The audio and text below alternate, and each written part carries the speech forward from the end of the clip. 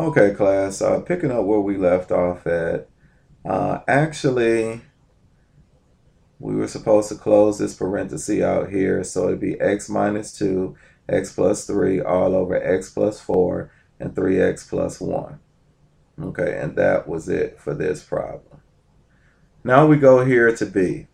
It says f minus g, so we would take f of x, which is x minus 2, all over x plus 4 times x minus 6, and that's all minus g of x, which is 3x plus 1, all over x plus 3 and x minus 6.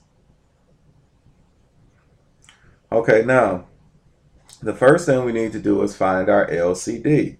Now, I'm going to take you through this step by step, unlike the other problems where I filled it out. So this will help those of you that need to see everything step by step. So let's go through building the LCD. First thing, anything that matches up, we'll write it once, which we have x minus 6. So we know x minus 6 will be part of our LCD. Everything else that doesn't match up will also be part of the LCD, which is x plus 4 and x plus 3. So our LCD are all three of these terms. Okay, now we look here. What is it with this denominator? What doesn't this denominator have that the LCD has? Yes, you're right. It's x plus 3. So we'll multiply the numerator and denominator by x plus 3 for this first fraction.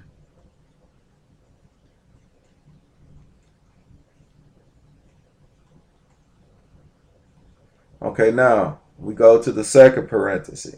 The second term here. We look at our denominator. Now we look at our denominator and compare it to the LCD. What's missing here is an x plus 4. So we would take this fraction here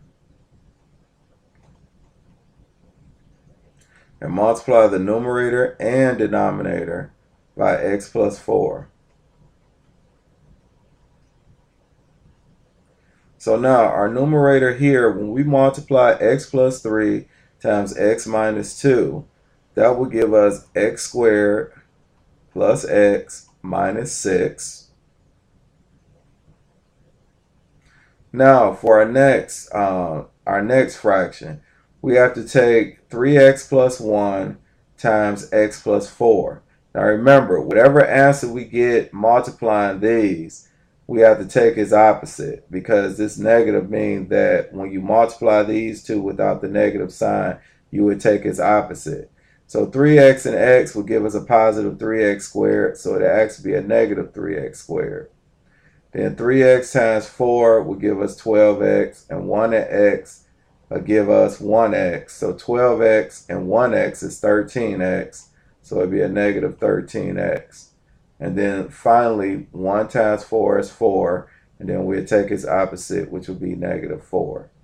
Now let me go through that again. 3 times x is 3x squared, but we have to take its opposite.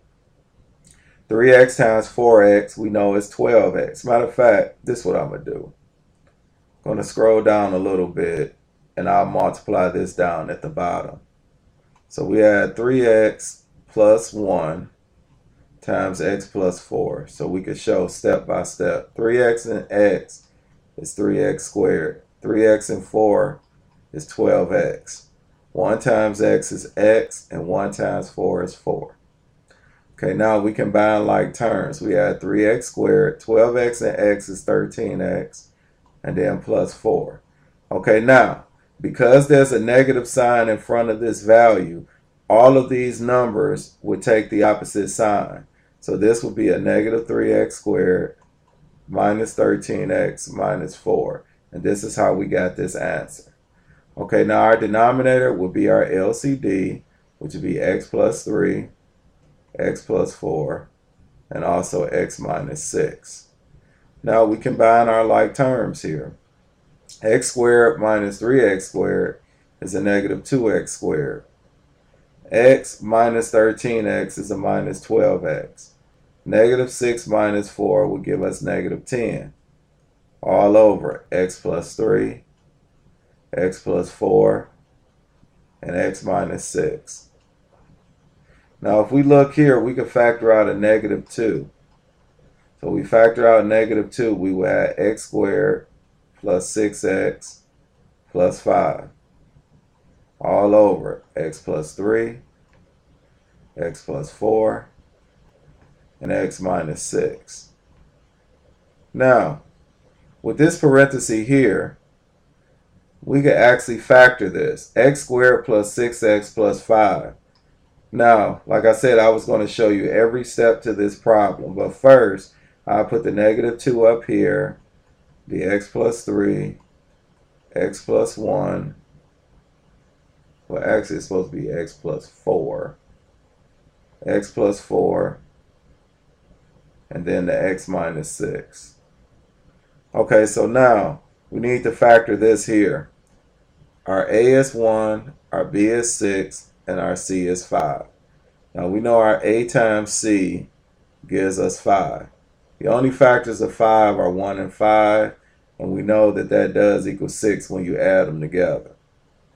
Okay, so now, and remember this is a positive 1, not negative 1.